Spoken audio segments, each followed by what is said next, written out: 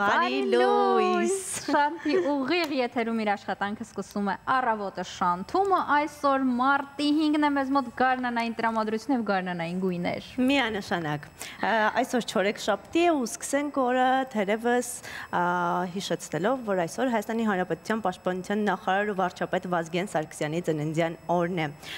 Նա կռվեց ու պայքարեց հանուն հայրենիքի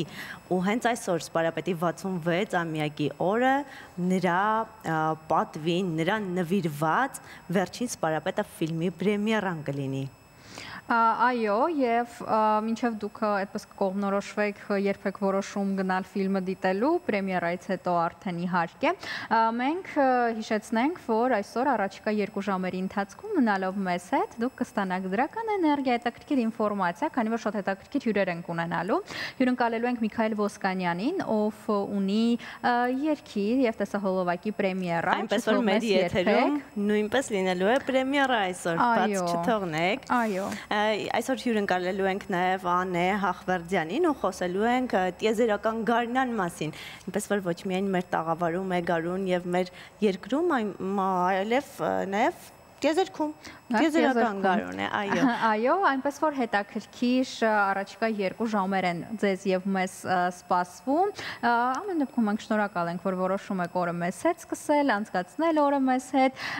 Իսկ այս պահին առաջարկում ենք լսել լավ երաժշտություն, վերադառնանք եւ արդեն շարունակենք մեր ընթացքը։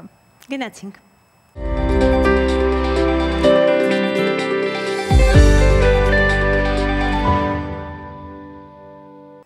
Վերադարձանք տաղավար, Անաստեյշիայի Left Outside Alone ստեղծագործությունն էինք լսում, մի տեսակ մեզ տարավ 2000-ականների սկիզբ, 90-ականների վերջ, մի խոսքով հետաքրքիր էներգետիկա եկավ և լավ միտք տվեց, որ կարելի է այսօր օրվա ընթացքում մի քիչ լսել Անաստեյշիային, իսկ այս պահին եկավ եղանակից խոսելու պահը։ Մենք եթերի սկզբից խոսում ենք գարնան թեմայով և այո, գարունը հեռու չէ, մարտի 5-ին սպասվում է առանց տեղումների եղանակ, օդի ջերմաստիճանը կշարունակի բարձրանալ մայրաքաղաքում, ցերեկը կլինի 9-ից 11 աստիճան։ Դիտենք եղանակի տեսությունը միասին և վերադառնանք։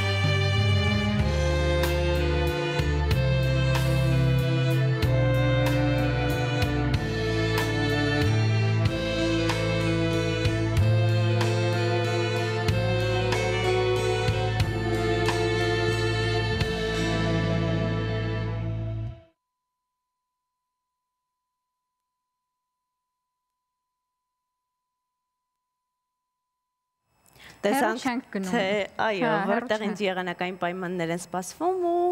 հեռու չենք գնում եղանակից, օդի ամենամսյա միջին ջերմաստիճանը կանխատեսվում է նորմայից բարձր 1-ից 2 աստիճանով, տեղումների քանակը նորմային մոտ, մեզ սպասվում է մի փոքր տաք և բավարար տեղումներով մարտ, ընդհանրապես 2025 թվականի մարտ ամսին հանրապետությունում շարունակվում է ավելանալ արեգակի բարձրությունը հորիզոնից և հետևաբար ցերեկվա տևողությունը, այսինքն ցերեկվա տևողությունը կլինի ավելի երկար սովորականից։ Ու զգալի զգալիորեն ավելանում է երկրի մակերևույթի կողմից ստացվող ջերմության քանակը։ Փետրվարի համեմատությամբ մարտին օդի միջին ամսական ջերմաստիճանը բարձր կլինի 3,9 աստիճանով, տեղումներով օրերի թիվը հանրապետությունում կազմում է 9-ից 13 օր։ Եղանակի վտանգավոր երևույթներից դիտվում է ուժեղ քամին, բուքը, մառախուղը եւ ցրտահարությունը։ Առանձին տաք տարիներին մարտի երկրորդ թե երրորդ տասնօրյակում ցածրադիր վայրերում դիտվում է ցրտահարություն 800-ից 1000 մետր բարձրության վրա։ Ցրտահարությունները դիտվում են հիմնականում մարտի 21-ից 28-ն ընկած ժամանակահատվածում։ Մարտի երրորդ տասնօրյակում Արարատյան դաշտում ծիրանենին ծաղկում է վերջին 20-25 տարիների ընթացքում։ Ծիրանենու ամենավաղ ծաղկումը եղել է 2010 թվականի մարտի 12-14-ը, այս մասին հայտնում են հայ հիդրոմետից։ Սա իր բացասական կողմներ ունի, անցած տարի էլ մենք առիթ ունեցանք այս թեմայով խոսել, որովհետև տեղումները կարող են փչացնել բոլորիս կողմից սիրելի հայկական այդ համեղ եւ քաղցրահամ ծիրանենին, եւ ամռանը մենք կունենանք բարձր գներ ծիրանի հետ կապված, բայց ինչպես ասում են տխուր թեմաներից չխոսենք, հույս ունենանք, որ ամառը առատ կլինի ծիրանով, քաղցր ծիրանով, այո, իսկ հիմա խոսենք բաց եւ փակ ճանապարհների մասին։ Խոսենք փրկարարծառայությունը տեղեկացնում է, որ Հայաստանի Հանրապետության տարածքում կան փակ ավտոճանապարհներ։ Փակ են Արագածոտնի մարզում Ամբերտ բարձր լեռնային օդերևութաբանական կայանից Քարելիջ եւ Ամբերտ ամրոց ստանող ավտոճանապարհը։ Բերդ ճամբարակ ավտոճանապարհը փակ է բոլոր տեսակի տրանսպորտային միջոցների համար։ Ստեփան Ծմիդա-Լարս ավտոճանապարհը բաց է բոլոր տեսակի տրանսպորտային միջոցների եւ մեքենաների եւ տրանսպորտային միջոցների համար։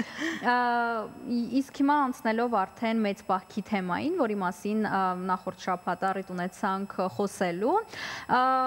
սկսենք առավել մանրամասն, հա, թեման ուսումնասիրել։ Մարտի 3-ից, այո, գիտեք, որ սկսվել է մեծ պահքը, մինչև ապրիլի 20-ը տևելու է։ Այո, եւ տեսնենք ինչ ընթացք է այն ունենալու, երբ է միջինքն ու ինչպես ավարտել պահեցողության շրջանը։ Այս ամենի մասին հետաքրքիր տեսանյութ ունենք։ Այս պահին դիտում ենք առավել մանրամասն, եթե ինչ-որ բաներ չգիտենք, ի գիտություն, հա, մեզ մոտ մտապահում եք, եթե որոշել ենք այս տարի պահել պահքը,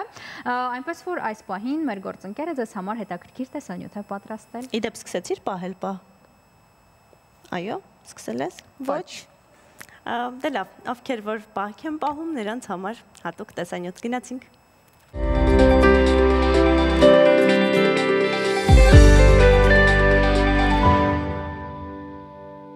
Ահա, այսպիսի տեղեկատվություն ստացանք մեր գործընկերոջ կողմից, իսկ հիմա առաջարկում եմ տեղեկատվական թեման շարունակել եւ գնալ գովազդ դիտելու։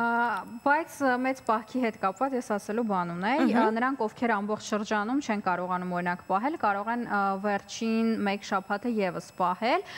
եւ օրինակ ինձ մոտ, կարծում շատերի մոտ այդ խնդիրը կա, քաղցրից հրաժարվելն, այսինքն ես միս որպես այդպեսին չեմ օգտագործում, բայց օրինակ ինձ համար խնդիր է քաղցրից հրաժարվելը, բայց ամեն ինչ կանեմ, որ այդ մարտահրավերը օրինակ կարողանամ հաղթահարել, բայց կփորձեմ օրինակ հոգևորի հատվածը պահել, այնպես որ եթե ձեզ մոտ էլ օրինակ կա այդ խնդիրը,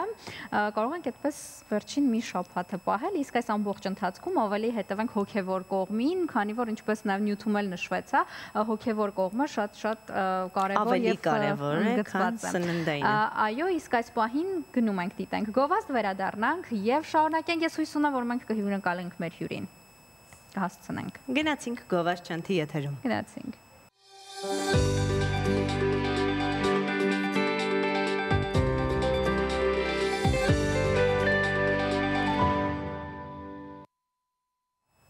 Վերադարձանք տաղավար, այս պահին, քանի որ մեր հյուրն է լինելու երաժշտական, կարծում արժի փոքրիկ երաժշտական ընդմիջում ունենալ, վերադառնալ եւ շարունակել։ Հատկապես, որ առավոտյան երաժշտությունը ել ավելի է բարձրացնում բոլորիս տրամադրությունը։ Գնացինք։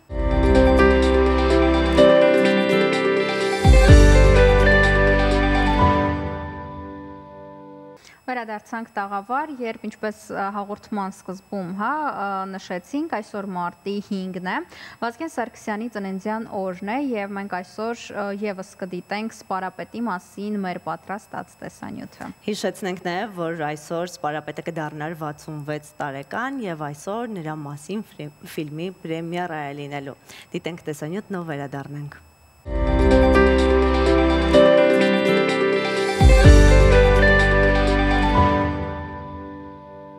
Վերադարձանք տաղավար։ Ու երանի թե մեր օրերում լինեն նման մարդիկ ու լինեն սպարապետներ։ Բայց սա քանի որ երկար թեմա է, ես առաջարկում եմ գնանք գովազդ դիտելու միասին եւ չքննարկենք այս թեման։ Ես էլ համաձայնվում եմ Հասմիկի հետ։ Առաջարկ ընդունեցինք։ Գնացինք գովազդ դիտելու։ Գովազդ շանթի եթերում։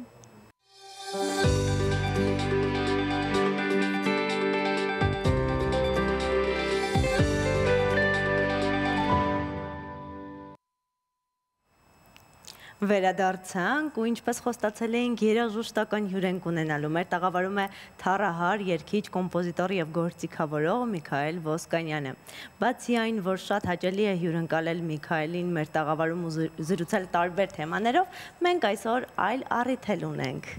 Տեսահոլովակի պրեմիերա, այն հանրահայտ երգիչ Ժակ Բրելի հայերեն թարգմանությամբ ասած չթողնես երբեք երգի հենց հայերեն տարբերակն է, նորարար եւ ժամանակակից գործիքավորմամբ, ըստ էության մի երգ, որը կամրջում է հայ եւ ֆրանսիական մշակույթները։ Երգի թարգմանության հեղինակը Լիլիթ Բլեյանն է, իսկ գործիքավորումն ու ամբողջական արտադրությունը, ինչպես եւ սպասվում էր, Միքայել Ոսկանյանինն է, որովհետեւ այո, սա իսկապես էքսպերիմենտ է, կարծում ձեր գործունեությանը հետևող հեռուստադիտողները, այդ թվում նաև ես, մի քիչ զարմացել ենք, որովհետև այո, մենք մի քիչ անսպասելի էր։ Եկեք սկսենք սկզբից, ինչպես եղավ երգի ընտրությունը, ինչու հենց այս երգը։ Բարև ձեզ, շնորհակալություն հավերի համար եւ առիթ ստեղծելու համար, որ պատմեմ այս երգի մասին։ Ուրեմն երգը այսպես մի ծրագրի մասնակցում մրցույթային, այսպես որտեղ պետք է թարգմանաբար որևէ եվրոպական երգ թարգմանություն իրականացվեր եւ կատարվեր եւ ես այդ մրցույթում այսպես հաղթեցի եւ առաջարկեցի առաջին երգը եվրոպական, որ եկավ մտքից, դա Նմեկի տպա երգն էր։ Այդ բահին մտածեցի եվրոպական ինչ երգ կա, Երբ նրանց է, որ Ֆրանսիան շատ եմ սիրում ու մեր կապեր, ինչպես գիտեք, ֆրանսական մշակույթի հետ, միշտ մշակութային կապերը միշտ եղել են ու միշտ բարձր այսպես դիրքերում են եղել, այդ եկավ մտքից ու իրապես շատ եմ սիրում այդ երգը եւ այդ երգը երևի աշխարհում ամենաշատ երգված կատարված երգերից մեկն է, Ժակ Բրելից սկսած մինչև աշխարհում գրեթե այտենց մեծ արտիստ, Նինա Սիմոն, Սթինգ, Դայան Ռոս, ով ասես կատարել այդ երգը եւ հիմնական մի բան նկատեցի, որ բոլոր կատարողները փորձել են մոտ մնալ օրիգինալին, այսինքն գործիքավորման մեջ շատ այսպես էքսպերիմենտալ բան չէ, ինչը որ ընդունել եւ շատ լավ է, բայց ես ինքս չէի կարող այդ մոտեցման բանել, ասեմ ինչու, որովհետև չէի ուզում երգեի երգ, որովհետև իմ որը ձերը չէ։ Որը այո, իմ նպատակն էր երգը սարքել իմը նոր կատարել, քանի որ այնքան մեծ արտիստներ են այդ երգը կատարել, որ ես չէի կարող լինել հերթական կատարողը, այսինքն այդտեղ որից հետաքրքիր բան չէր լինի ուղղակի երգը երգելու մեջ, եւ փորձեցի երկար ժամանակ մտածեցի ինչպես անեմ, մի 2 ամիս մտածեցի ու գործիքավորման այս տարբերակը այսպես մտքիս եկավ, փորձեցի այս գործիքավորմամբ նաև արտահայտել երգի հույզերը, որը միշտ ավելի մելամաղձոտ, հա, տրամադրությամբ է հնչում իր բնականության մեջ, ես փորձեցի այդ երգը, եթե գիտեք, շատ տխուր սիրո, հա, ինչ-որ սպասելիք, որը չի իրականանում եւ այլն, եւ այդ լարվածությունը փորձեցի ռիթմի միջոցով եւ գործիքավորման միջոցով արտահայտել։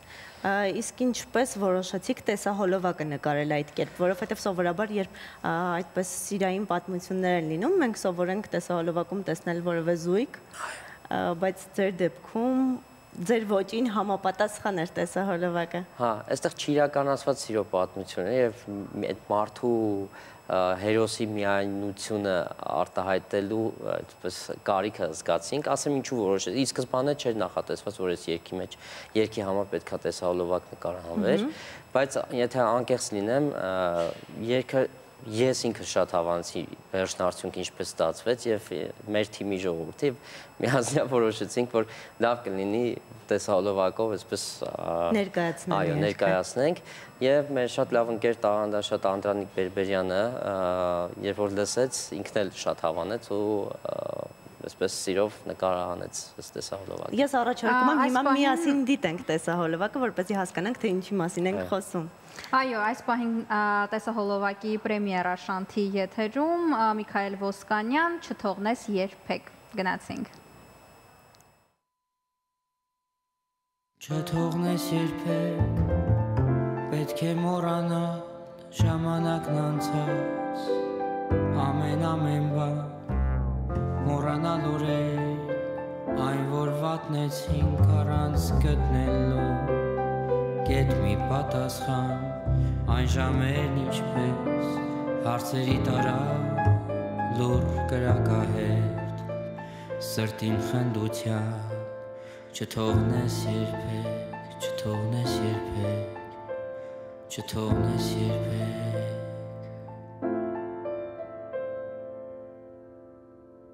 Քեզ կնվիրեմ մարգարդե անձրև եկած այն երկրից, ուր չի անձրևում, հաղթելով մահին հողը կփորե, ծածկելու մարմինդ ոսկով ու լույսով, կստեղծեմ երկիր, ուր սերն է արքան, ուր սերն է օրենք ու դու թագուհին, չթողնես երբեք, չթողնես երբեք, չթողնես երբեք, չթողնես երբեք, ես կհորինեմ անիմաստ բառեր, դու կհասկանաս, կպատմեմ ինչպես երկու սիրահար, այրեցին իրեն, սրտերն անհամբեր, Եվ կան պատմություն այ խեղճ արքային, ով գտավ մահին, չգտնելով քեզ, չթողնես երբեք, չթողնես երբեք, չթողնես երբեք։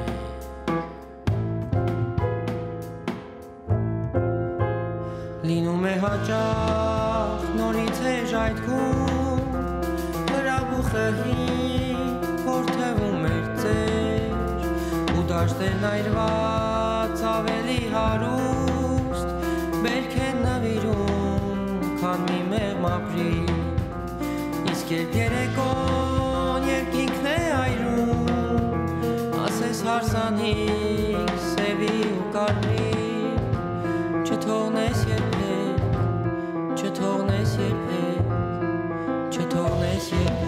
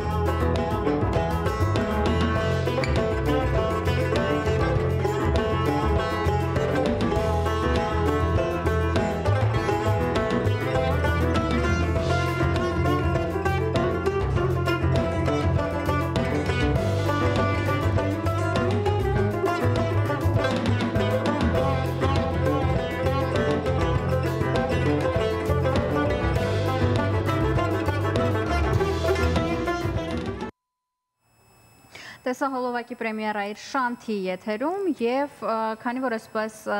թարով ավարտվեց տեսահոլովակը, ինձ էլ մի այսպիսի հարց է շատ հետաքրքրում, հայկական մշակույթի մեղեդին ձեր ստեղծագործություններում միշտ այսպես թելի նման գնում է, անկախ նրանից թե ինչ եք անում, այ հետաքրքիր է ինչպես այս ստեղծագործության դեպքում որոշեցիք արտահայտել այդ հայկականը եւ հեռու չգնալ այդ ամեն ինչից։ Ու պահպանելով կներեք ֆրանսիականը, որտեղ էլ էր կարևոր։ Նախ ասեմ, որ այդ թելը, որ նշեցիք, հա, միշտ կա, քանի որ ես ինքս թառահար եմ, եւ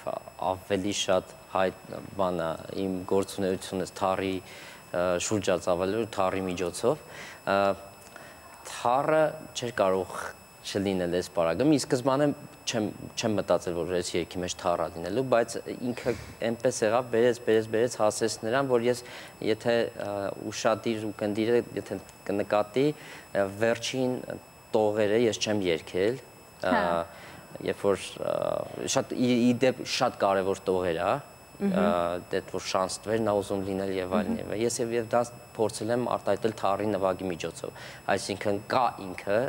այդ տողերը ամբողջությամբ կան, բայց ես ոչ թե երգում եմ, այլ արտահայտում եմ թառի միջոցով, որովհետեւ թառը իմ ներկայանալու իմ էություններից մեկն է եւ ես այդպես ավելի հեշտությամբ երգեցի այդ տողերը, այսինքն կատարեցի այդ տողերը առանց բառերի, հա, հենց եւ այդպես չավարտվելով էլ երգը ավարտվում է, չավարտվելով ավարտվում է, որտեվ անպատասխան է այս ամեն ինչը, հա, իր բովանդակության մեջ երգի։ Այսպես թառի գիծը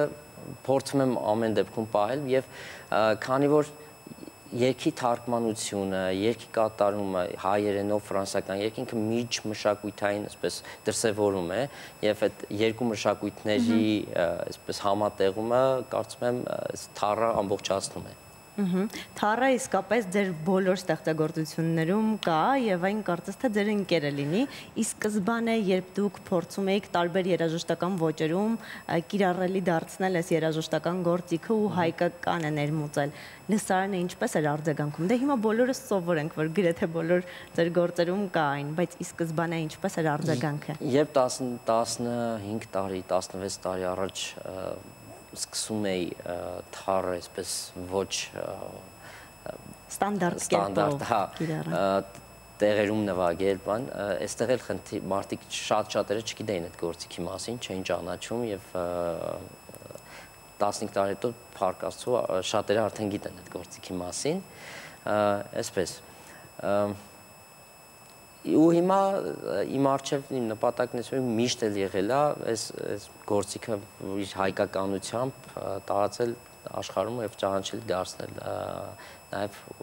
օտարում կնդրի առջև, որպեսզի նոր հնարավորություններ բացվեն ընդհանրապես ոչ միայն թառը, այլ մեր մշակույթը, մեր ժամանակակից մշակույթը ներկայացնելու։ Ինչ եմ ասում ժամանակակից մշակույթը կարևոր է, որովհետեւ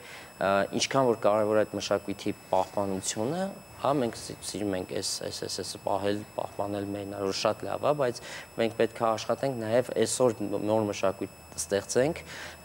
որը իհարկե կշարունակի եղած մշակույթը, բայց նաև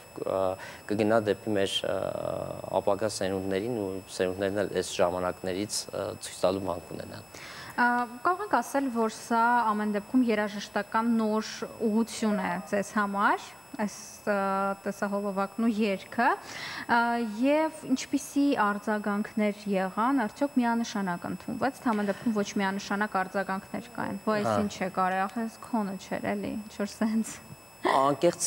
շատ սպասելի էր, որ միանշանակ չի լինելու արձագանքները, մի քանի գործոններ այստեղ կան, պատճառներ կան, նախ որ ես ինձ անծանոթ ժանրում եմ, հա, եւ եթե կարելի ասել ժանր, հա,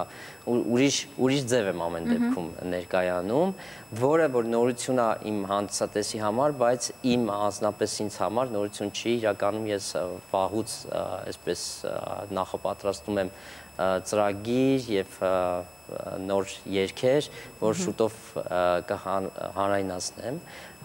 բայց այս երգը կարծես նաեւ դրանում էր փորձարարական, որ մի հատ տեսնեմ ինչպես է։ Երգը շատ լավ ընդունվել է եւ միևնույն ժամանակ շատ կարծիքներ կան, որ սա քոնը չէր, կամ միգուցե այս երգը չարժի այս ձև ներկայացնել, հետաքրքիր է, բայց ինչու է այսքան ուրիշ ձև եւ այլն, որը նորմալ է եւ ցանկացած նոր բան չի կարող միանշանակ լավ կամ վատ ընկալվել։ Եթե անդրադառնանք ձեր հավատարիմ ընկերոջը Թառին, մեզ պատմեք ձեր երաժշտական գործիքի մասին, արդյոք մեկ թառ ունեք, թե մի քանիսն ունեք եւ արդյոք միջազգային հանդիսատեսն այսքան տարի հետո իսկապես ճանաչում է թառը որպես հայկական գործիք, որովհետեւ ամեն ձեր համերգի ժամանակ պատմում եք գործիքի մասին, ներկայացնում եք այն եւ վերջապես դա արդյունք տվել է թե ոչ։ Ասեմ, որ ոչ միայն հիմա, ոչ միայն համերգների ժամանակ եմ պատմում գործիքի մասին, այլ ընդհանրապես գործիքի հետ կապված մաստեր կլաս վարպետության դասեր եմ անցկացնում, աշխատարաններ եմ անցկացնում, հիմնականում օտար այսպես միջավայրում, արտասահման, վերջերս եմ վերադարձել Ֆրանսիայից, որտեղ համերգային այսպես հյուրախաղերից զատ նաև կոնսերվատորիաներում ֆրանսիացի ուսանողների համար թառի եւ ընդհանրապես հայկական երաժշտության վարպետության դասեր եմ անցկացնել, որը ինձ համոզում է եւ ցույց է տալիս, որ հետաքրքրություն իրոք կա։ Ես փորձում եմ անպայման նշել թառի հայկականության մասին, որովհետեւ աշխարհում ավելի տարածված ու ճանաչելի է իրանական, պարսկական թառը, իր դասական այսպես ձևի մեջ, եւ ես հայկական թառն եմ փորձում ներկայացնել եւ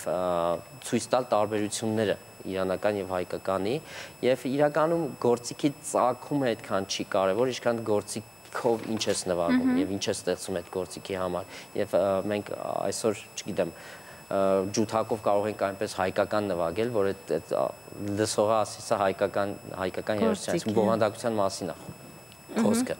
Ինչ վերաբերում է իմ գործիքներին, ասեմ, որ 3 գործիք ունեմ, 1812 թվականի Շուշիում ստեղծված գործիք ունեմ։ Պատմական գործիք։ Պատմական գործիք ունեմ։ Դա այսպես ժառանգություն է հասել։ Ձեր իմ պապիս պապը թառահար է եղել։ Եվ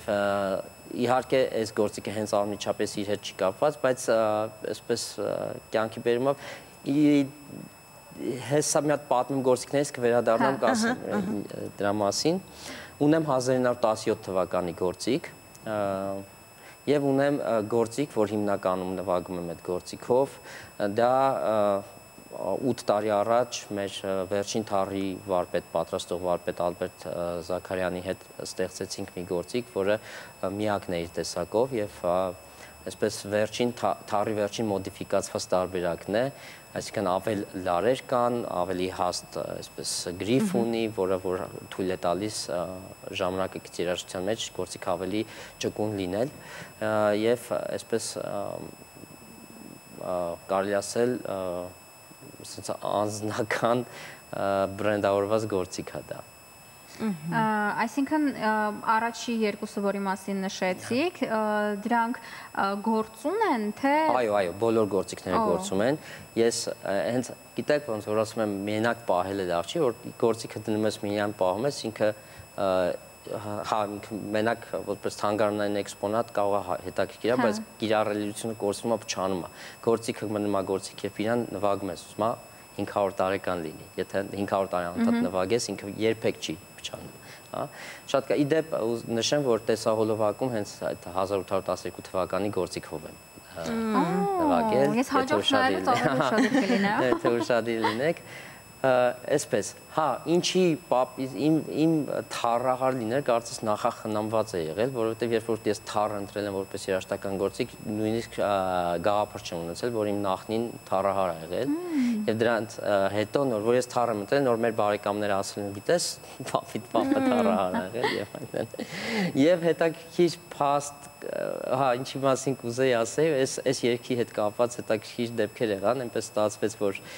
երգի թողարկման այս ընթացքը համընկավ իմ ֆրանսիական հյուրախաղերի վերջին ժամանակի հետ եւ շատ հետաքրքիր դիպվածներ եղան կապված հենց այս երգի ու երգի հեղինակի հետ եւ այսինքն վինիլների խանութում գնում են վինիլներ ու ինձ նվիրում են վինիլ, որով Ժակ Բրելինն է։ Այսինքն հետո, չգիտեմ, պատահաբար հայտնվում ենք մի սրճարանում եւ տեսնում եմ, որ ամբողջությամբ Ժակ Բրելի նկարներն է եւ պարզվում է Ժակ Բրելի իր կարիերան պրոֆեսիոնալ տեղ է սկսել։ Նախանշանները եղել են ամեն դեպքում։ Այսպեսի հետաքրքիր բաներ են այս երգի հետ կապված։ Դրա համար ինքս ինչքան էլ որ այսպես մտածում էի ինչպես կընդունվի եւ այլն, այս դեպքերից հետո ասում եմ Ժակ Բրելի օրհնությամբ ա եղել այս ամեն ինչը մի տեսակին եւ հանգիստ եմ այդ առումով։ Շնորհակալություն ձեզ, ինչպես նշեցիք, ապագայում էլ ինչ-որ հետաքրքիր գործեր լինելու են, այնպես որ մենք հույս ունենք, որ ապագայում ելքը հյուրընկալենք։ Խնդրեմ հետևեք ինձ, միշտ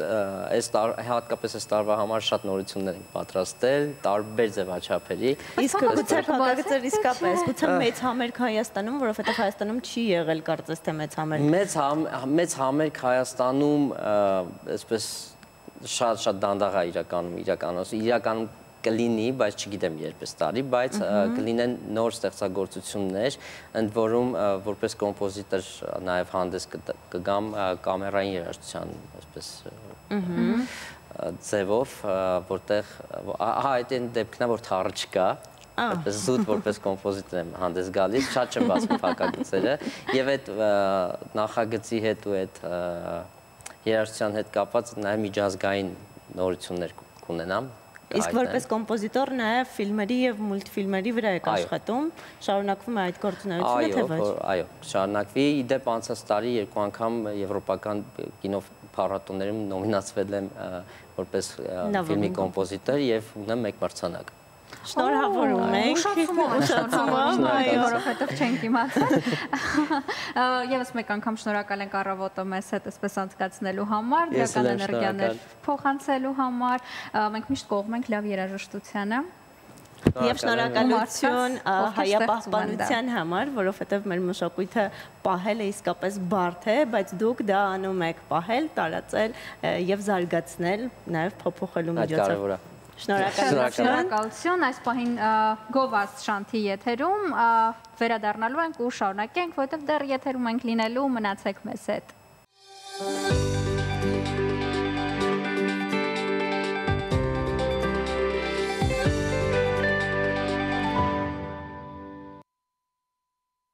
Վերադարձանք Գովազդից ու բարի լույս ենք ասում բոլոր նրանց, ովքեր հենց նոր են միացել մեզ։ Մնացեք մեզ հետ, որովհետև մենք հիմա միասին պտտվելու ենք աշխարհի շուրջ։ Այսօր հետաքրքիր ուղևորություն է սպասվում, քանի որ գնալու ենք արկածների հետևից դեպի արկածային այգիներ։ Գնացինք դիտենք տեսանյութն ու վերադառնանք։ Տեսնենք որտեղ են։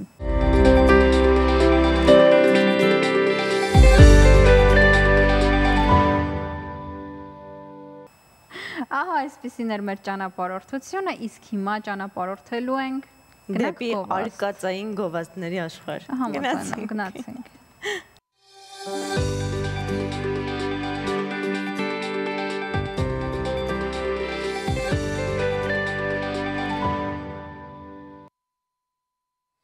Վերադարձանք տաղավար, ինչպես հաղորդման սկզբում արդեն ասել էինք, այսօր փորձելու ենք շատ աստղագիտական երևույթներ բացատրել, նաև աստղաբանորեն։ Մոլորակների այնպիսի շքերթ էր, որ 40 տարին մեկ է այդպիսի շքերթ լինում, իսկ մարտի 22-ին կսկսվի տիեզերական գարունը։ Աստղաբան Անե Հախվարդյանի հետ ենք մենք այս առավոտ զրուցելու։ Բարի լույս։ Բարի լույս։ Շնորհակալություն, որ մեր տաղավարում եք եւ առավոտը սկսում եք մեզ հետ։ Սկսենք հենց մոլորակների շքերթից, բացի այն, որ 40 տարին մեկ անգամ է լինում, ուրիշ ինչ, այսպես ասած, կարևոր նշանակություն ունի այն երկիր մոլորակի բնակիչների համար։ Բացառիկ երևույթ է իհարկե, դեռևս փետրվարի 28-ի նոր ալուսնից սկսվեց այդ շքերթը եւ մոլորակները աստիճանաբար կենտրոնանալու են հենց ձկներ եւ խոյ այդ երկու կարևորագույն կենդանակերպերի նեղ, այսպես ասած, հատվածում։ Այստեղ լինելու է Արեգակը, Սատուրնը, Չարաբաստիկ, Նեպտունը, վերընթաց լուսնային հանգույցը, այնուհետև Վեներան, Մերկուրին եւ Նեպտուն մոլորակները։ Այսինքն ինչու է կարևոր այդ անցումը հենց տիեզերական գարնան հետ կապված, որովհետեւ հենց խոյեզրու աստիճանում գտնվում է այդ գարնանային գիշերահավասարի կետը եւ այստեղ իհարկե այդ ծանր մոլորակների արկայությունը դա անցում է դեպի նոր շրջափուլ, որովհետև մարտի 30-ին մենք ունենք նաև Նեպտուն մոլորակի մուտքը խոյ աստղակերպ, այսինքն այդ գիշերային հավասարի կետն է անցնելու, որը տեղի ունենում 146 տարին մեկ անգամ, բացառիկ երևույթներ ունենք մարտ ամսվա ընթացքում, եւ դա խորհրդանշելու է նոր գաղափարախոսություն։ Նեպտունը կապված է այնուամենայնիվ գաղափարախոսության հետ։ Նեպտունը կապված է ինչ որ ենթագիտակցության հետ, մոգության հետ, միստիկայի հետ։ Այսինքն մեծ փոփոխություններ են սպասվում մարդկության ընդհանուր առմամբ գաղափարախոսական տեսանկյունից, չգիտեմ, երևույթներ ընկալելու տեսանկյունից, ավելի այսպես ռազմատենչ կերպով մարդիկ կսկսեն իրենց գաղափարախոսությունը, այսպես ասած, առաջ տանել։ Ձեր խոսքում Սատուրն մոլորակի համար աստիկ չարաբաստիկ, Սատուրն մոլորակի ամենասիրելի մոլորակն է։ Հետաքրքիր է ինչով էր այդ բնութագրումը, հա, որ չարաբաստիկ։ Հիմա է չարաբաստիկ, թե առհասարակ Սատուրնը։ Բանը նրանումն է հարգելիս, որ Սատուրնը ավանդական աստղաբանության տեսանկյունից համարվում է մեծ չարիքի մոլորակ։ Մենք ունենք Ես կզարմանայի, որ ես ուրիշ մոլորակ սիրեի։ Իհարկե պայմանականորեն է դա։ Այդպես չէ, որ Սատուրնը միանշանակ չար զարգացումներ է խորհրդանշում, իհարկե ոչ։ Մենք ունենք երկու չար մոլորակներ, պայմանականորեն չար, այսինքն Սատուրնը եւ Մարսը։ Սատուրնը մեծ չարիքն է, Մարսը փոքր չարիքն է եւ երկու բարիքներ։ Յուպիտերը մեծ երջանկության մոլորակը, որ հիմա երկվորյակներում է գտնվում, եւ Վեներան, որը փոքր երջանկության մոլորակն է։ Պայմանականորեն են դրանք, իհարկե, որովհետեւ միշտ չէ, որ Սատուրնը միանշանակ բերում է չար զարգացումներ եւ միշտ չէ, որ Յուպիտերը միանշանակ մեն բարի զարգացումներ է բերում։ Դա պետք է իհարկե հասկանալ։ Կա հորոսկոպ, այս անհատական հորոսկոպներում լինում է Սատուրնը բարի, ուժեղ դիրքում, լինում է Սատուրնը ուժեղ այլ մորակների հետ հարաբերակցությունների մեջ, որ շատ է մտնում եւ նա դրական ազդեցություն է այնուամենայնիվ թողնում մարդու վրա։ Բայց մենք պայմանականորեն կոչում ենք Սատուրնը չարիքի մոլորակ, մեծ չարիքի մոլորակ։ Բանը նրանումն է, որ այս տարի Սատուրնի այդ օղակները, գիտեք, որ Սատուրնը սրում օղակների համար, իհարկե այդ օղակները Ուրան մոլորակը նույնպես ունի, ոչ միայն Սատուրնը, բայց այս տարի մենք չենք դիտարկում այդ օղակները, որովհետև այդ օղակները գտնվում են Երկիր մոլորակի շուրջ այժմ։ Պատտվում են։ Եվ դա իհարկե հենց կախված է հենց այդ չարաբաստիկ բնույթի հետ Սատուրնի, որովհետև Սատուրնը, եթե ասենք նայենք հին պատկերներում, միջնադարյան, նաև հին հունական, Սատուրնը պատկերվում է այսպես կոչված այդ գերանդիով, որը մահվան խորհրդանիշն է։ Եվ այդ օղակները հենց դա են խորհրդանշում, որը մեզ հնարավորություն է տալիս կանխատեսելու բարդ զարգացումներ Երկիր մոլորակի վրա այս տարվա ընթացքում։ Այսինքն հնարավոր են առնահեղություններ, այնուամենայնիվ հնարավոր են լրջագույն խնդիրներ Սատուրնի հետ կապված, որտեղ այդ օղակները մենք դիտարկում ենք արդեն Երկիր մոլորակի շրջակայքում։ Իսկ ինչ ասել է տիեզերական գարուն, ինչպիսի աստղաբանական վերլուծություններ կան այս տիեզերական գարնան վերաբերյալ։ Դե դա այն կետն է, որը խորհրդանշում է հենց գարունը, գարնանային գիշերը հավասարը, երբ գիշերը եւ ցերեկը հավասարվում են եւ արդեն սկսում են, այսպես ասած, գարնանային զարթոնք, արեգակը մուտք է գործում խոյ, որը խոյը համարվում է արեգակի հզորագույն նշան, որտեղ արեգակը փառավորվում է, թակադրվում է եւ տրամաբանորեն է բոլոր այդ գարնանային, այսպես ասած, տոները հենց սկսել մարտի 21-ից, երբ սկսվում է այդ գիշերահավասարը։ Իհարկե նաև օրինակ այդ մարտ ամիսը գալիս է հենց հռոմեական այդ Մարս Աստծո անունից, որը հենց Մարս մոլորակն է։ Եվ Մարսը իհարկե խոյ կենդանակերպի ղեկավարն է։ Հենց դրա համար է մարտը Մարսը։ Կապված են միմյանց հետ, դա է։ Բայց տեսեք, էմոցիոնալ առումով էլ գարունը մարդկանց վրա որոշակի ազդեցություն ունենում է։ Սա ինչ էներգետիկա է, արդյոք այս ամեն ինչի հետ կապ ունի, որովհետև տպավորությունը, որ այո, գարուն է, զարթոնք է, տրամադրությունը փոխվում է, բայց հարցի մյուս կողմն էլ կա, որ հոգեբանորեն մարդիկ բավականին դժվար են, այո, դժվար են մտնում գարուն եւ որոշակի ջանքեր է պետք այդ այդ նոր էներգետիկային հարմարվելու համար։ Դե որովհետև մինչև մարտի 21-ը մենք ձկների ազդեցության տակ ենք, իսկ ձկները այսպես ծանր ջրային էներգետիկա է, օվկիանոսի հզոր էներգետիկան է ջրային, որ ավելի շատ էմոցիոնալ ապրումների հետ է կապված, չգիտեմ, ներքին ինչ-որ փոթորիկների հետ է, որտեղ ծովում փոթորիկներն էլ են լինում, հա, տորնադոներ եւ այլն, դա հենց այդ էմոցիոնալ տորնադոների մասին է խոսքը, իսկ մարտի 21-ից հետո մենք անցնում ենք հրեղեն էներգետիկայի, այսինքն միշտ այդ անցումը ջրային էներգետիկայից հրեղեն իհարկե շատ բարդ է, որովհետեւ էապես տարբեր են այդ էներգիաները, հրեղեն էներգիան ավելի զարթոնքի էներգիա, ավելի անհամբեր, աշխուժ, ակտիվ, դե դուք գիտեք։ Ես այո, ամսով խոյեմ ու հենց դրա մասն էի ուզում հարցնել, ինչ է սպասվում օրինակ խոյերին տիեզերական գարնան ընթացքում։ Դե մենք մարտ ամսվա ընթացքում ունենք խավարումների գարնանային միջանցքը բացվում է, այդ միջանցքը մարտի 14-ին լուսնի ամբողջական խավարմամբ 23 աստիճան կույս աստղակերպում, այսինքն արեգակը գտնվելու է ձկներում, իսկ լուսինը կույս նշանում։ Հետագայում, այսինքն այդ խավարումների միջանցքը սովորաբար տևում է 2 շաբաթ եւ մարտի 29-ին հենց իմ ծննդյան օրը, այո, ծննդյան օրը տեղի է ունենում արևի մասնակի խավարում, մինչ Երևանի ժամանակով մոտակայքում, ժամը 3-ի մոտակայքում, եւ ես խորհուրդ չեմ տալիս ձեզ, հատկապես ձեզ, ասենք, ովքեր իրենց տարեդարձն են նշում այդ օրը, հենց գտնվել դրսում, բաց երկնքի տակ եւ դիտել երկինքը։ Դա ցանկալի չէ, որովհետեւ դուք կկորցնեք ձեր հաջողությունը։ Այնքան ժամանակ, ինչքան տևում է խավարումը։ Իհարկե մասնակի խավարումը այնքան էլ վտանգավոր չէ, այսինքն ամբողջությամբ արևի այդ սկավառակը չի ծածկվելու ստվերով, բայց այնուամենայնիվ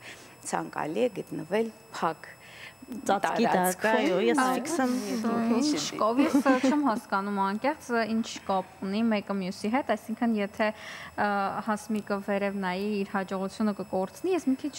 կապը չեմ կարողանում հասկանալ։ Դե համարվում է, որ խավարումների ժամանակ հատուկ այսպես ասած գեոմագնիսական դաշտի տատանում է տեղի ունենում, շատ հզոր,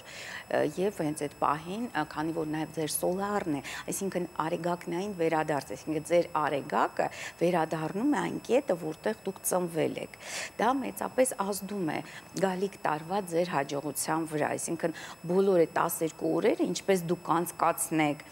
ձեր տարեդարձը, եւ դրանից հետո 12 օրերը այդ 12 ամիսների վրա անդրադառնում են։ Բայց հատկապես կարևորը հենց այդ օրը ձեր ծննդյան, որովհետև դա պայմանավորում է ամբողջ ձեր կանխատեսումը գալիք տարվա։ Այնպես որ հատկապես ձեզ համար, իհարկե բոլորի համար մեծ նշանակություն ունի իհարկե այդ սոլարը, բայց հատկապես եթե համընկնում է խավարումների հետ, պետք է ուշադիր լինել։ Նույնը մարտի 14-ի մոտակայքում ծնված ձկնիկներին է վերաբերվում, այսինքն մարտի 12-ից այսպես մինչև մարտի 16-ը 17-ը ծնվածները մեծապես ազդվելու են այդ լուսնի խավարում էմոցիոնալ մեծ տատանումներ է առաջացնում, որտեղ տեղի ունենում լիալուսինների ժամանակ։ Իհարկե այս խավարումը ազդելու է նաև կույսերի վրա, այս լուսնի խավարումը, նաև ավելի քիչ աղեղնավորների եւ երկվորյակների վրա։ Իսկ կարիճների վրա։ Կարիճների վրա մեծ ազդեցություն չի թողնելու այդ խավարում, իհարկե եթե ձեր մոտ այդ հանգույցների վերադարձը չի, դա տեղի ունենում 9 եւ 18 տարին մեկ, եթե չի համապատասխանում այդ նույն դիրքերում այդ լուսնային հանգույցները չեն գտնվում, մեծ ազդեցություն կոնկրետ կարիճների վրա չի լինի, բայց կարիճների վրա ազդելու է չարաբաստիկ սև լուսինը, որը մարտի 27-ին մուտք կգործի կարիճ աստղակերպ եւ այնտեղ կմնա գրեթե ողջ տարի, մինչև դեկտեմբերի 20, այ դա կնշանակի կարիճները մի փոքր հոռետեսություն ունեն, մի քիչ այսպես տրամադրության տատանումների են հակված եւ դա ավելի դա կխորացնի, կընդգծվի ավելի այդ բնավորության գիծը։ Կարիճների հետ ապրողներ պետք է պաշտպանվել բացասական ազդեցություններից այդ ժամանակ, երբ որ սև լուսինը գտնվում է կարիճում։ Իսկ մյուս կենդանակերպի նշաններին ինչ է սպասվում։ Դե մեծապես հատկապես կազդվեն այդ մոլորակների շքերթից եւ խավարումներից ձկները եւ խոյերը, ինչպես հասկացանք, նաեւ կույսերը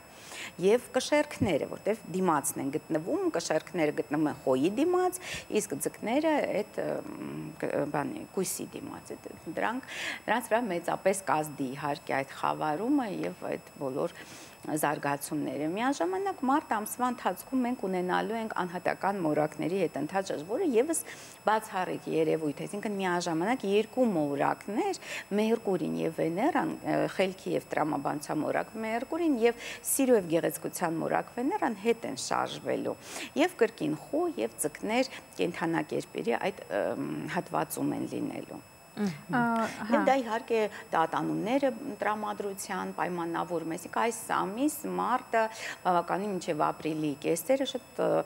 բարդ ժամանակահատված է, հատկապես անձնական հարաբերությունների համար ես խորհուրդ չեմ տալիս ամուսնանալ եւ խավարումների միջանցքի պայմաններում եւ հետընթաց Վեներայի պայմաններում իհարկե շատ բարդ կլինի ճիշտ ընտրություն կատարել, այդ պատճառով ես խորհուրդ չեմ տալիս ամուսնանալ այն ժամանակ, երբ որ Վեներան գոնե հետընթաց է, կարող եք ամուսնանալ արդեն ապրիլի 13-ից հետո, երբ Վեներան անցնում է իր ուղիղ շարժի մեջ։ Շատ լավ պատճառ է, որ հարցնում են, բա ինչի չես ամուսնանում, կասեմ ես սպասում եմ Վեներան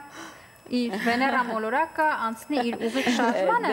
եւ հետընթաց չլինի։ Այն մարդիկ, ովքեր ունեն իրենց անհատական քարտեզներում նաեւ հետընթաց Վեներան, նրանք խնդիրներ ունեն հենց անձնական կյանքում, մեծ խնդիրներ են ունենում, խնդիրները բարդ են ամուսնանում,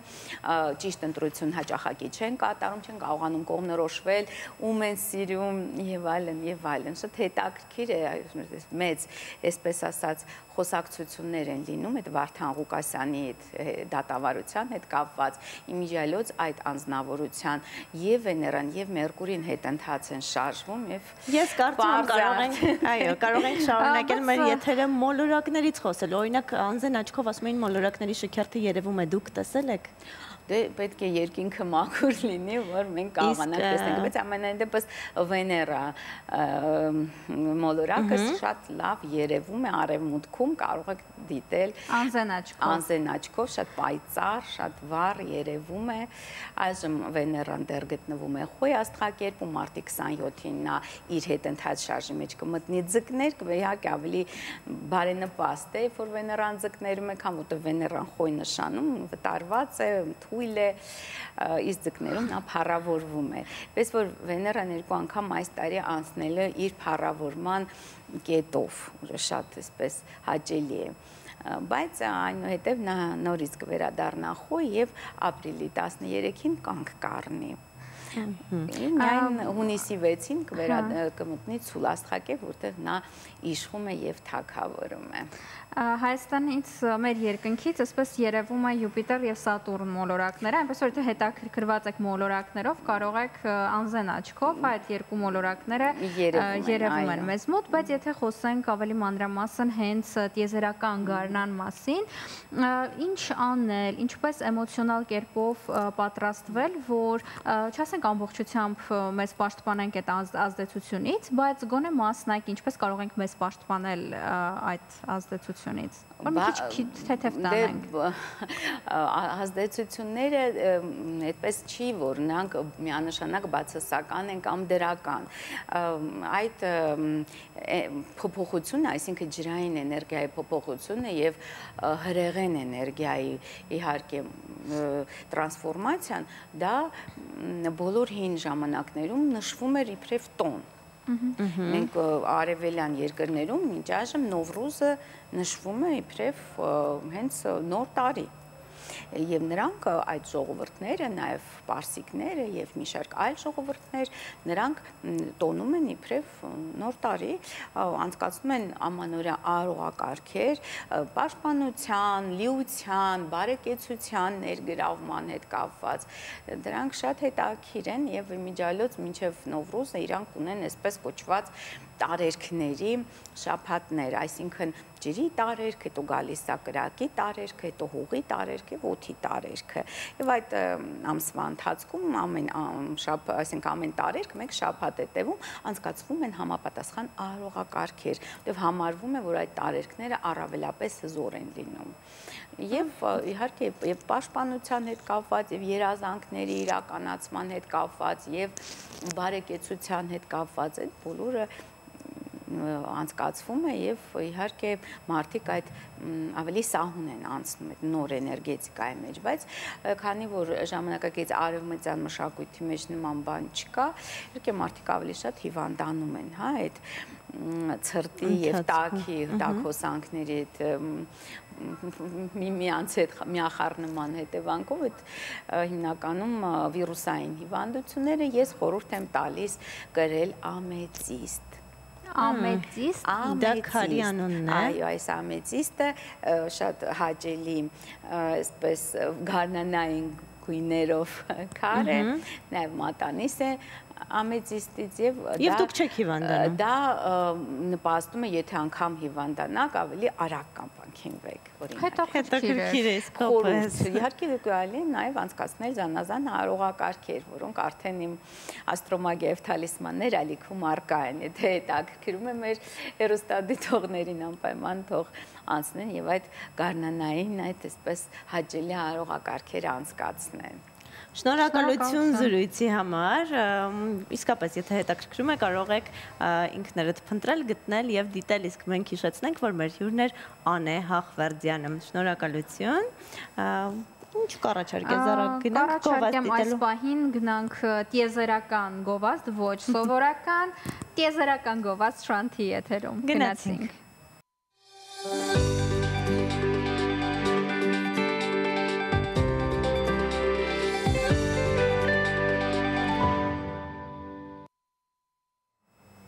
Վերադարձանք տաղավար, հիմա գնում ենք հետագծի հետքերով եւ մեր այսօրվա հետագծում այն դերասանուհին է, որ հայկական իրականության մեջ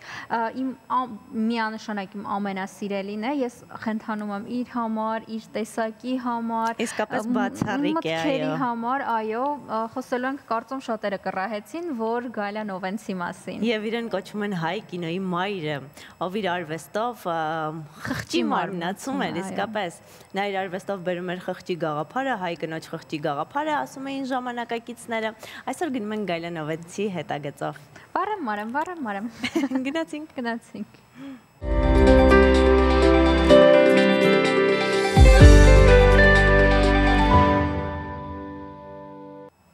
Իդեպ Սիրանուշի կերպարի հետ կապված այդպես տարածվել է եւ բոլորը գիտեն, որ վարեմ մարեմ։ Ես էլ այդպես գիտեի։ Բայց իրականում ֆիլմում այդպես չի ասում Նովենցն ասում է քո գործը չէ։ Կուզեմ կվառեմ, կուզեմ կմարեմ, բայց բոլորն ասում են վառեմ։ Այդ պատշգամբն էլ է, չէ՞, այդպես է մարդկանց մեջ տպավորվել, որ վառեմ, պատշգամբ էլ կոչվում է մեր օրերում, այո։ Ամեն դեպքում իսկապես Գալիա Նովենցի կերպարները ու հետաքրքիր է, որ ամեն անգամ ես երբ որ նայում եմ, ամեն անգամ ինձ համար ինչ-որ մի բան եմ բացահայտում, որը օրինակ ասում, բայց սենց բան կար իրականում։ Իդեպ հայկական կինոյի դեպքում դա արդիական է բոլոր ֆիլմերի դեպքում, նույն հին օրերի երգը, նույն կտորմե երկինքը, մեր մանկության տանգոն։ Մի խոսքով գնացեք այսօր նվիրեք ձեր օրը հայկական ֆիլմերին, թող որ այսօրն էլ այդպես անցնի։ Այո, համաձայն եմ եւ այս լավ հաճելի նոտայի վրա էլ ձեզ արդեն ասենք